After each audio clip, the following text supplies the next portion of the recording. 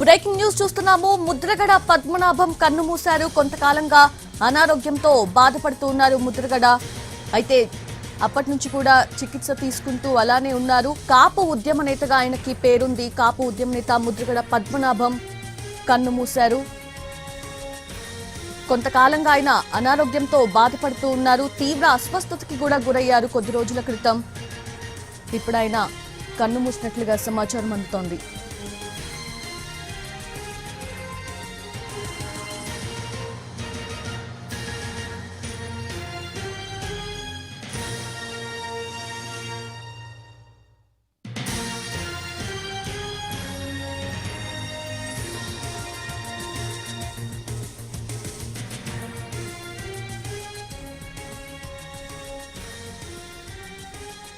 ముద్రగడ పద్మనాభం కన్ను మూశారు. కొంతకాలంగా అనారోగ్యంతో బాధపడుతున్నారు ముద్రగడ.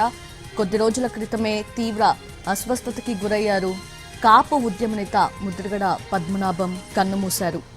తూర్పుగోదావరి జిల్లాకు చెందిన రాజకీయ నాయకుడు ముద్రగడ పద్మనాభరెడ్డి సంయుక్త ఆంధ్రప్రదేశ్ రాష్ట్ర మాజీ మంత్రి, కాపు సంఘం నాయకుడు.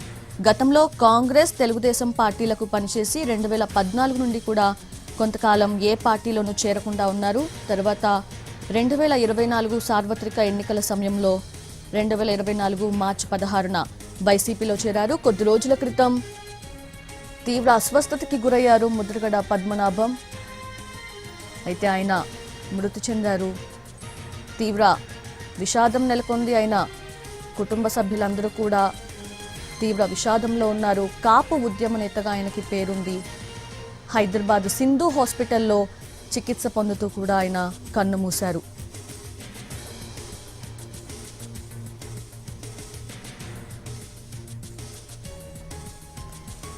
పూర్తి అప్డేట్స్ తెలుసుకునే ప్రయత్నం చేద్దాము. మా ప్రతినిధి సాయి సుధీర్ సిద్ధంగా ఉన్నారు. సాయి సుధీర్, కొంతకాలంగా ఆయన అనారోగ్యంతో బాధపడుతూ ఉన్నారు. అయితే కొద్ది రోజుల క్రితం తీవ్ర అస్వస్థతకి కూడా గురయ్యారు. అప్పటి నుంచి కూడా చికిత్స పొందుతూ ఉన్నారు. ఇప్పుడు ఈ వార్త వినాల్సి వస్తోంది. ఏంటి అప్డేట్స్ ఏంటి? సౌజన్య మాజీ మంత్రి, కాపు ఉద్యమ నేత ముద్రగడ పద్మనాభం కాసేపటి క్రితమే మృతి చెందారు. గత కొంతకాలంగా తీవ్ర అనారోగ్యంతో ఉన్నారు. రెగ్యులర్ గా ఆయన ట్రీట్మెంట్లు, చెకప్లు చేయించుకుంటున్న పరిస్థితి. కానీ ఒక్కసారిగా ఈ ట్రీట్మెంట్ సంబంధించి ఆయన బాడీ సహకరించుకోవడం, మరొక వైపు వయసు రీత్యా కూడా తన ఇబ్బంది ఉందని డాక్టర్లు చెప్తున్న పరిస్థితి. దానికి అనుగుణంగా ప్రతిబంధించి 1978లో తొలిసారి ముద్రగడ పద్మనాభం ఎమ్మెల్యేగా గెలిచారు. ఆ తర్వాత కాంగ్రెస్, టీడీపీ తరఫున మంత్రిగా పనిచేశారు. మరొక వైపు కాకినాడ ఎంపీగా పనిచేశారు.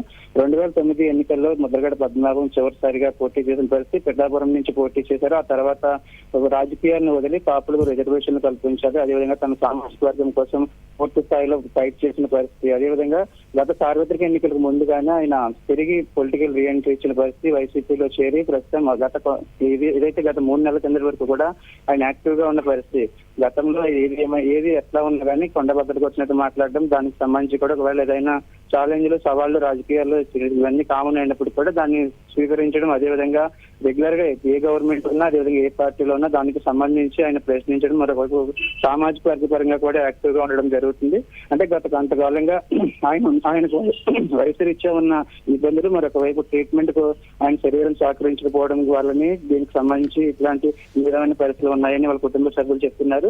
ప్రస్తుతానికైతే ఆయన హైదరాబాద్ ప్రైవేట్ హాస్పిటల్లో కన్ను మూసినట్లుగా తెలుస్తుంది. అక్కడి నుంచి తిరిగి తమ స్వగ్రామం కెర్లంపూడి తీసుకురావడానికి కుటుంబ సభ్యులు, అదేవిధంగా బంధువులు ఏర్పాట్లు చేస్తున్నారు. దానికి అనుగుణంగానే కెర్లంపూడి ఆయన సొంత ఊరు కెర్లంపూడి నుంచి ఆయన ఇప్పుడు మొదటి నుంచి రాజకీయాలు చేస్తూ వస్తున్నారు. దానికి అనుగుణంగానే కెర్లంపూడిలో దానికి సంబంధించి చివరి అంత్యక్రియ ఏర్పాట్లు చేయడానికి కూడా ఏర్పాట్లు చేస్తున్నారు. ఎందుకంటే గత కొద్ది కాలం నుంచి కూడా ఆయన పొలిటికల్ గా, అదేవిధంగా ఆ ఏజ్ గ్రూప్ లో ఉన్న పాలిటిక్స్ లో చాలా తక్కువ మంది యాక్టివ్ గా ఉంటారు. ప్రస్తుతానికైతే చాలా మంది ప్రత్యక్ష రాజకీయాలకు దూరంగా ఉండడం, అదేవిధంగా రాజకీయాలు చేయలేని పరిస్థితిలో ఉన్నారు. కానీ ముద్రగడ పద్మనాభం మాత్రం మొదటి నుంచి కూడా ఆయన 1978లో తొలిసారి జనతా పార్టీ ఎమ్మెల్యేగా గెలవడం, ఆ తర్వాత కాంగ్రెస్, టీడీపీ ఇట్లా పార్టీల్లో పనిచేయడం, కాకినాడ ఎంపీగా పనిచేయడం, మొదటి నుంచి కూడా ఆయన పార్టీలతో సంబంధం లేకుండా రిలేషన్ ఉండడం, మరొక వైపు కమ్యూనిటీ తరఫున కూడా గతంలో టీడీపీ ప్రభుత్వం ఆ సమయంలో ఉన్నప్పుడు కూడా కమ్యూనిటీ పరంగా తునికి సంబంధించి తునిలో ఒక కాపులకు సంబంధించి కాపులకు రిజర్వేషన్ కల్పించాలని పెద్ద ఎత్తున ఉద్యమం చేయడంతో ఆయన దానికి అనుగుణంగానే మొదటి నుంచి మాట్లాడుతూ వస్తున్నారు. ఏ విషయాన్ని కూడా ఎట్లా ఉన్నా కూడా ఆయన పార్టీలతో సంబంధం లేదు, కమ్యూనిటీ పరంగా మాట్లాడడం, మరొక వైపు ఏదైనా ఏ విషయాన్నైనా సూటిగా చెప్పేయడం, అదేవిధంగా లేఖలు రాయడం, ఒకవేళ ప్రభుత్వంలో కావచ్చు, అదేవిధంగా పార్టీలో ఏదైతే గతంలో చాలా మంది ముఖ్యమంత్రుల దగ్గర చూశారు, దానికి అనుగుణంగా ఏవైనా తనకు నచ్చని విషయాలు దాని లేఖల రూపంలో ప్రభుత్వం దృష్టికి తీసుకుని వెళ్తూ వస్తున్నారు. దానికి సంబంధించి కూడా ఆయన చాలా సిన్సియర్ గా ఉంటారు, ఏదైనా స్ట్రైట్ అండ్ ఫార్వర్డ్ గా చెప్తూ ఉంటారని కూడా ఆయనకు సంబంధించి ఒక డిస్కషన్స్ అయితే ఉన్నాయి సౌజన్య.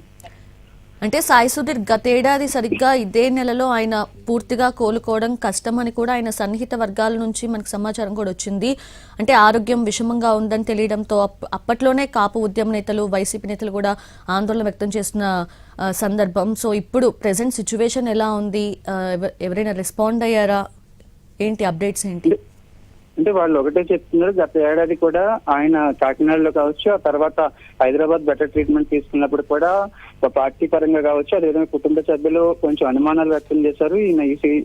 ఈ వయసులో ఇటువంటి ట్రీట్మెంట్ సంబంధించి డయాలసిస్ చేయాల్సి ఉంటుంది, అదేవిధంగా ఇతర కంప్లైంట్ సంబంధించి పూర్తి స్థాయిలో ఆయన శరీరం సహకరించలేదని డాక్టర్లు చెప్పినప్పుడే వాళ్ళు అనుమానాలు వ్యక్తం చేయడం, అదేవిధంగా ముద్రగడ ఆరోగ్యం గురించి ఇబ్బందులు పడిన పరిస్థితి. కానీ అప్పటి నుంచి కూడా రెగ్యులర్ గా ఎవ్రీ మంత్ చెకప్ హైదరాబాద్ వెళ్ళడం, దానికి సంబంధించి పార్టీ పరంగా కూడా ఎప్పటికప్పుడు ఫాలో చేయడం, మరొక వైపు రెగ్యులర్ గా ఎటువంటి ఇబ్బందులు ఉన్నా కూడా ఆయన డయాలసిస్ సంబంధించి, మరొక వైపు ఇతర ఇబ్బందులకు సంబంధించి కాకినాడలో కాకుండా హైదరాబాద్ లో రెగ్యులర్ గా చెకప్ చేస్తూ వస్తున్నారు. దానికి అనుగుణంగానే ఆయన కోలుకున్నారు. గతంలో కూడా ఈ మధ్య కాలంలో 3 నెలల కిందటి వరకు కూడా ఆయన యాక్టివ్ గా ఉన్నారు. పార్టీకి సంబంధించి పార్టీ ప్రతిపక్షంలోకి వచ్చిన తర్వాత జరిగిన ధర్నాల్లోనూ, అదేవిధంగా నిరసన కార్యక్రమాల్లో పాల్గొన్నారు. అదేవిధంగా ప్రభుత్వ వైఫల్యాన్ని ప్రజల్లోకి తీసుకుని వెళ్లే కార్యక్రమాల్లో కూడా, ఎందుకంటే ఇప్పుడు ఎన్నికల సీజన్ కాకపోయినప్పుడు కూడా తన సొంత నియోజకవర్గం ప్రతికూల నియోజకవర్గానికి ఆయన కుమారుడు కోఆర్డినేటర్ గా ఉన్నారు కాబట్టి దానికి సంబంధించి ఆయన ఎప్పటికప్పుడు మాట్లాడుతున్నారు. తనకు సంబంధించిన ఆయన ఇంటికి ఎవరైనా వచ్చినా కూడా స్వయంగా ఆయనే రిసీవ్ చేసుకుంటూ ఉంటారు. దానికి అనుగుణంగానే ఆయన మాట్లాడుతూ వాళ్ళతో కూర్చుని వాళ్ళకి సంబంధించి వాళ్ళు ఏ టైంలో వస్తే వాళ్ళకి ఆయన దానికి సంబంధించి లంచ్ టైంలో వస్తే లంచ్, అదేవిధంగా బ్రేక్ఫాస్ట్ టైంలో వస్తే బ్రేక్ఫాస్ట్ స్వయంగా వడ్డిస్తారని ముద్రగడ పద్మనాభంకు ఈ గోదావరి జిల్లాలోనే పేరు. కానీ దానికి సంబంధించి పార్టీ నేతలు ఎట్లా ఉండాలి, అదేవిధంగా ఆయన భౌతిక గాయాన్ని ఇక్కడ తెల్లంపూడి ఏ విధంగా తీసుకురావాలి అనే దానికి సంబంధించి డిస్కషన్ చేస్తున్నారు. మరి కాసేపట్లోనే దీనికి సంబంధించి ఒక అప్డేట్ వస్తుంది సౌజన్య. సాయి సుధీర్, ఆయన ఫాలోవర్స్ కానివ్వండి, వీళ్ళందరూ కూడా ఇప్పటికే హాస్పిటల్కి చేరుకునే అవకాశం ఉంది ఎంతైనా ఆయన్ని చివరిసారిగా చూసుకోవడం కోసం. సో ఏంటి దానికి సంబంధించి ఎటువంటి ఏర్పాట్లైనా చేసే అవకాశం ఉందా?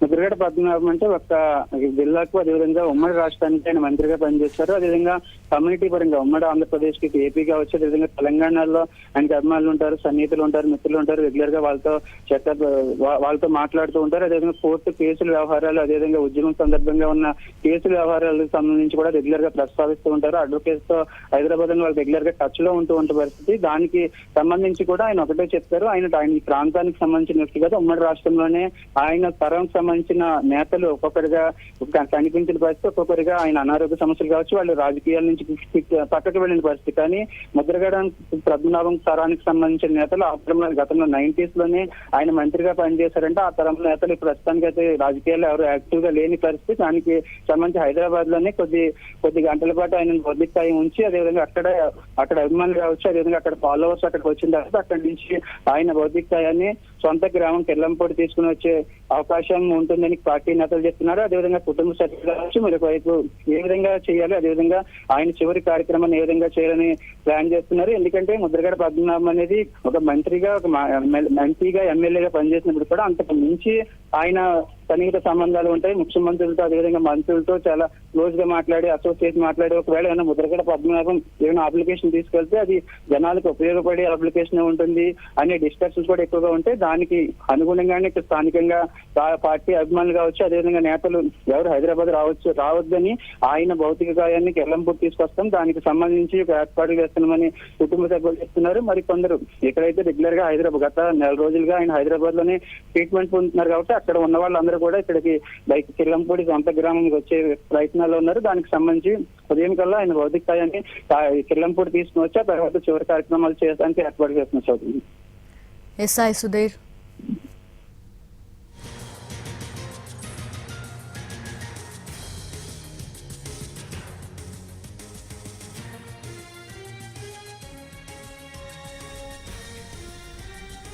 రైట్, 1999లో కాకినాడ ఎంపీగా గెలిచారు ముద్రగడ పద్మనాభం. టీడీపీలో ఎన్టీఆర్ క్యాబినెట్లోనూ ఆయన పనిచేయడం జరిగింది.